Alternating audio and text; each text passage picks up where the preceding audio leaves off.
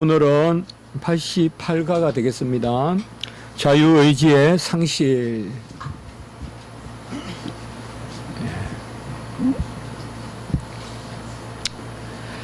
하나님이 만물을 지으실 때 말씀으로 지으시고 말씀으로 말미암아 모든 만물이 있게 된다.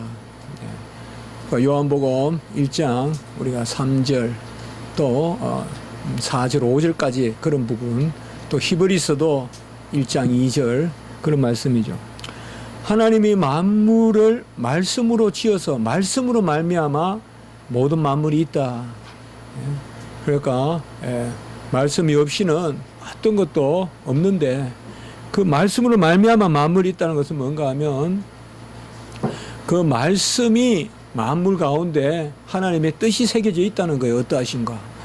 그래서 하나님의 능력과 신성이 만물 가운데 새겨져 있다. 그걸 우리가 이제 일반 계시라고 하죠. 우리 인간도 이런 일반 계시적으로 하나님의 말씀으로, 지혜로, 능력으로, 신성으로 우리를 지으셨기 때문에 우리가 그것이 새겨져 있어요. 우리 안에 말씀이 새겨져 있어, 우리 인간에게도.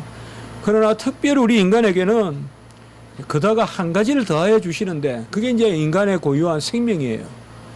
그래서 요한복음 1장 우리가 5절이나 그러면 말씀에는 그 말씀 안에 생명이 있고 그 생명이 사람들의 빛이다.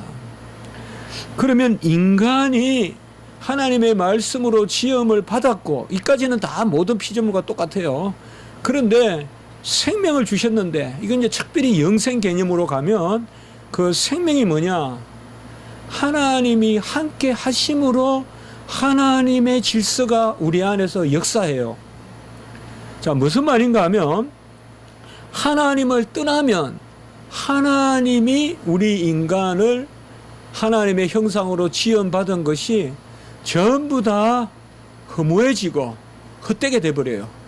그래서 왜곡되고 변질되고, 예컨대 우리 인간은 본래 하나님을 공경하고 찬미하도록 지었는데, 하나님이 떠나면 우상을 섬기고 하나님을 배척하고 이제 그런 일들이 일어나요.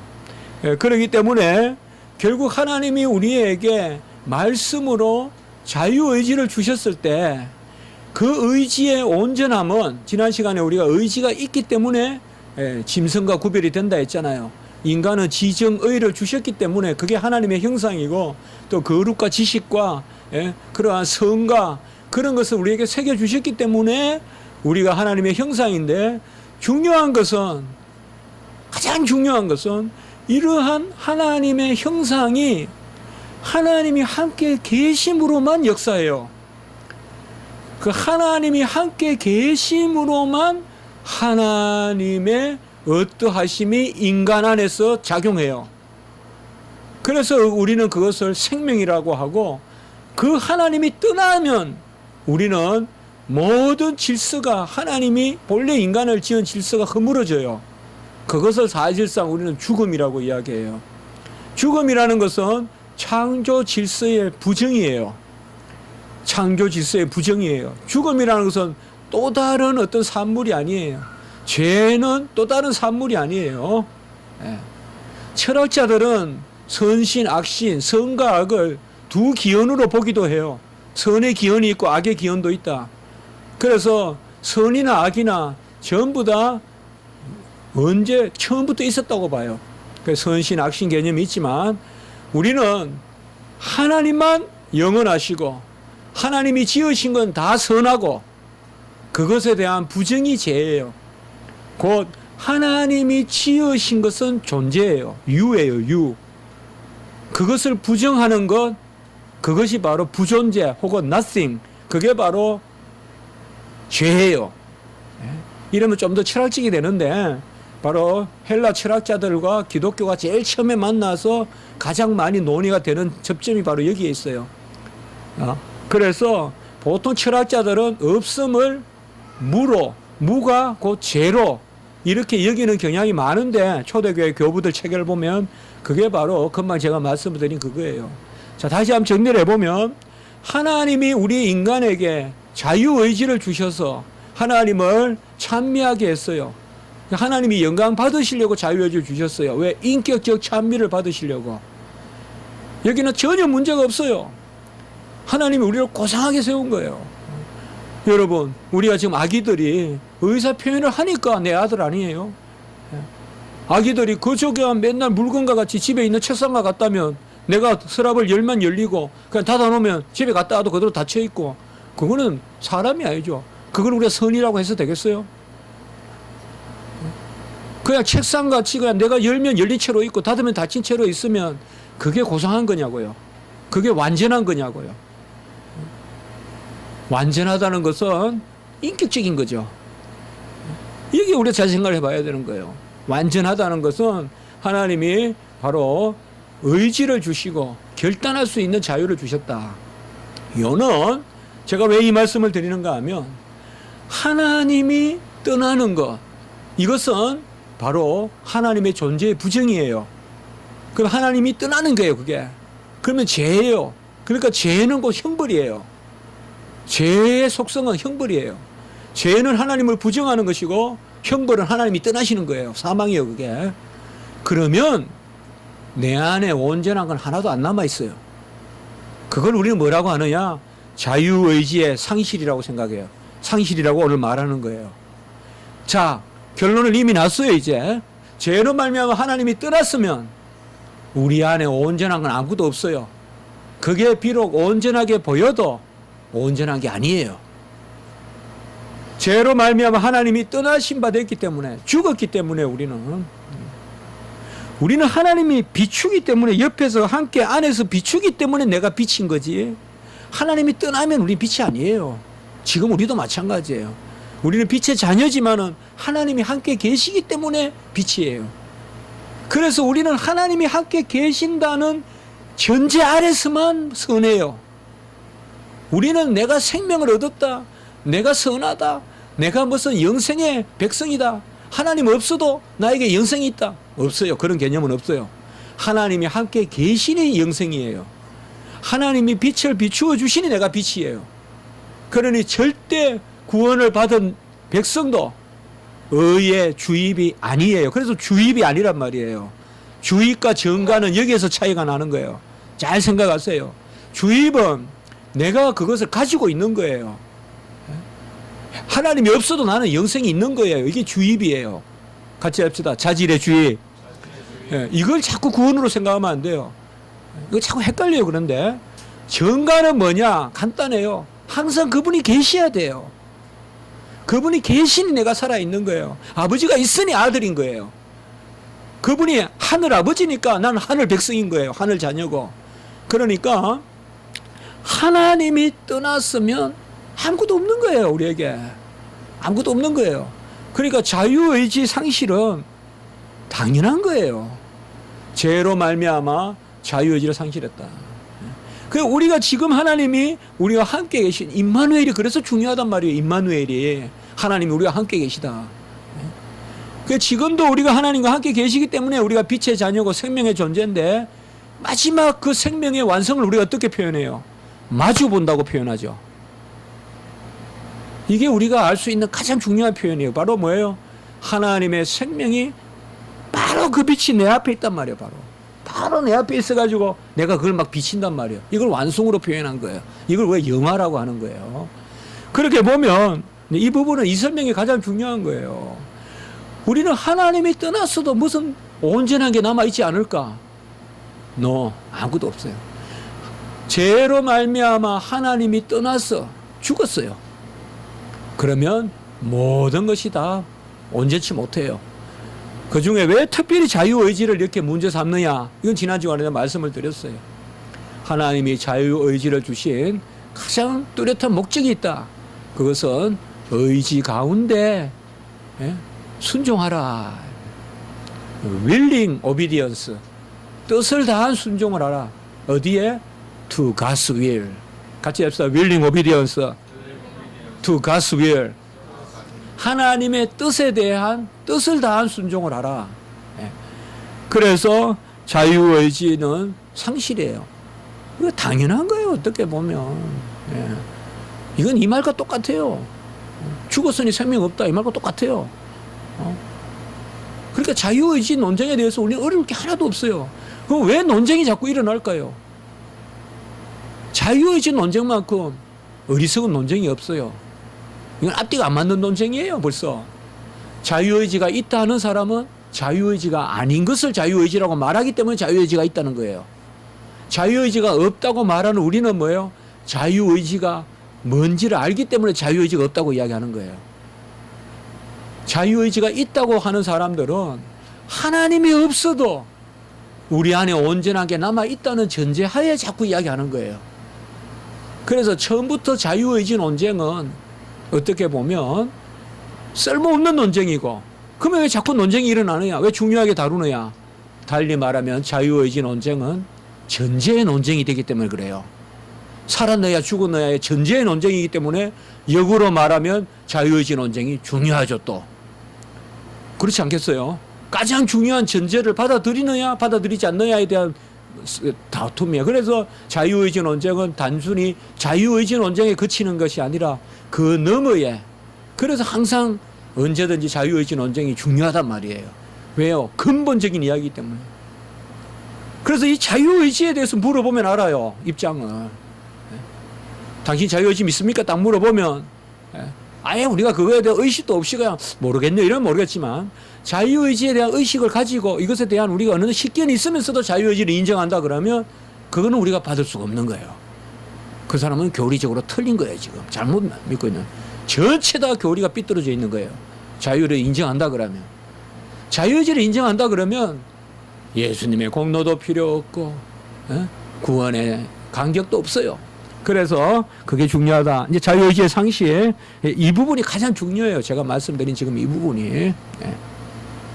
하나님이 함께 계시지 않는다는 거, 그게 본질적인 이야기예요. 부수적이지 않아요. 내가 온전한데 누가 옆에 왔다 갔다, 이건 엑스트라죠. 그러나 신학은 그게 아니에요. 하나님이 오셨다 가셨다가 에센스예요. 그게 죽었고 살았다는 문제예요. 근데 우리는 자꾸 내가 어떻다 생각해요. 이러면 이게 아까 말한 주입이에요, 주입. 이건 알미니안주의고 그렇단 말이에요. 우리는 하나님이 나와 함께 계시느냐 계시지 않느냐, 이거 이상도 없고 이하도 없어요. 이거밖에 없어요. 우리는 임마누엘, 하나님이 함께 계시면 영생이고, 영원히 함께 계시면 영생이고, 그거예요. 우리는 하나님 함께 계시는 거. 그래서 한번 같이 읽습니다. 읽어보겠습니다. 시작. 타락한 인류는 구원에 이르는 영적 선을 행할 의지를 모두 상실하였다. 그리하여 자연인은 선을 행하기를 싫어하고 죄로 말미암아 죽어 있어 스스로 회심을 준비할 수도 회심할 수도 없다. 사실 제가 개인적으로 이 부분을 쓴다 그러면 간단하게 한 줄만 쓸 것 같은데, 웨스트민스터 신앙고백서에 좀 길게 되어 있고, 웨스트민스터 신앙고백서 성경을 많이 비추어서 쓴 것이기 때문에 그냥 여기에 제가 조금 어투만 바꾸어서 이렇게 기록했습니다. 선을 행할 의지인데 영적 선이라고 했는데, 영적이란 말을 너무 물리적 어떤 그런 물체적으로 이해하면 안 돼요. 간혹은 영적이란 말은 하나님 앞에서 또 하나님 보시기에 그런 면으로 많이 쓰여요. 우리가 구원도 영적 구원이라 그러잖아요. 그러면 육체적 구원은 아니고 영적 구원이다 하니까 뭔가 영혼? 아니에요. 이때 말하는 영이라는 말은 영적 선이라, 이런 말은 바로 하나님 보시기에, 하나님의 생명, 하나님 보시기에 선하신 것. 하나님이 함께 계시고 그 가운데 우리를 지으시고 그 가운데 온전한데, 하나님을 밀어내놓고 무슨 우리가 하나님 보시기에 선을 행할 수 있겠어요.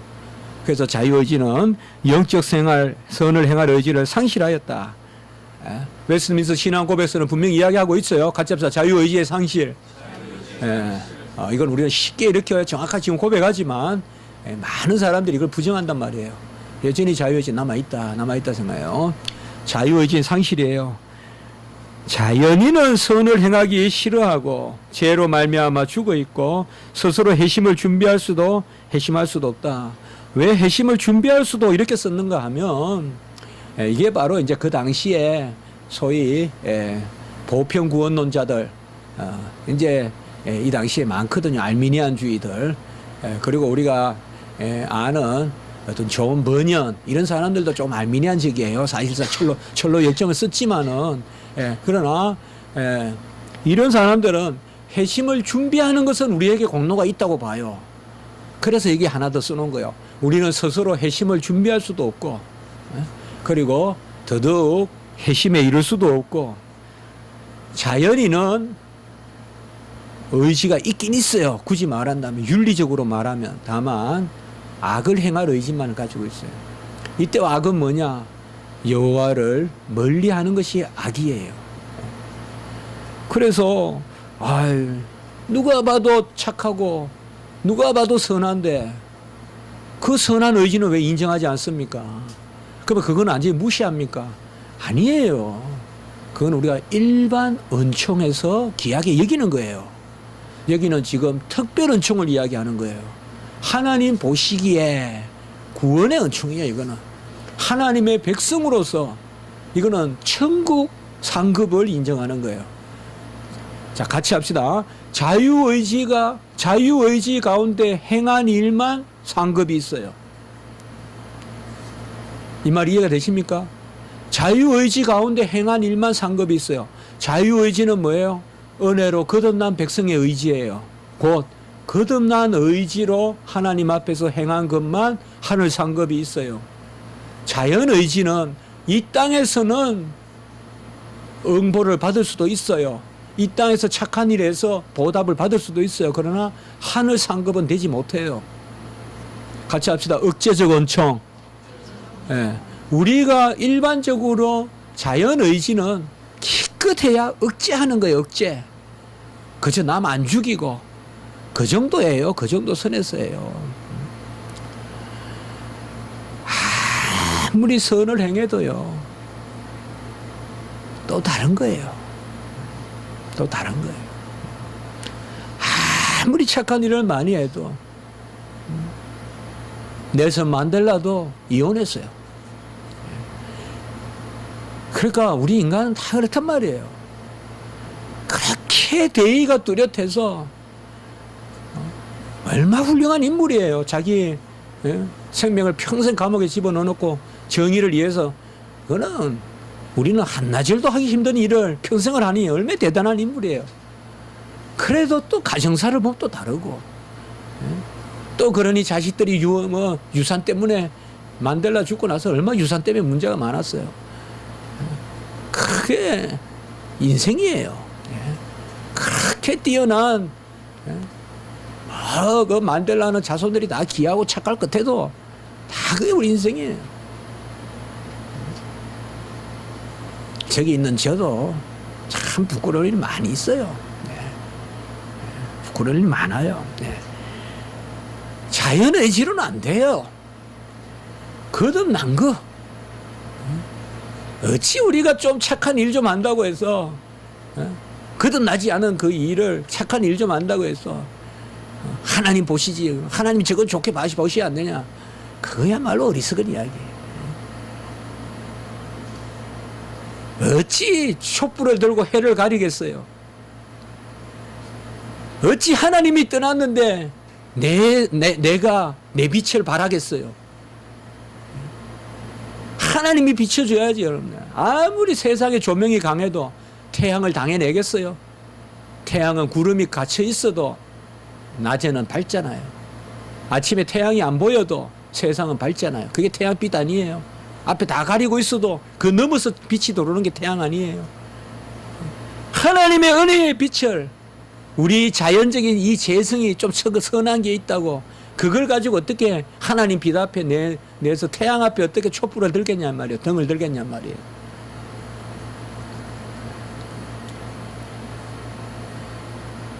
같이 합시다. 타고난 것보다 이룬 게 귀하고 이룬 것보다 거듭난 것이 귀하다.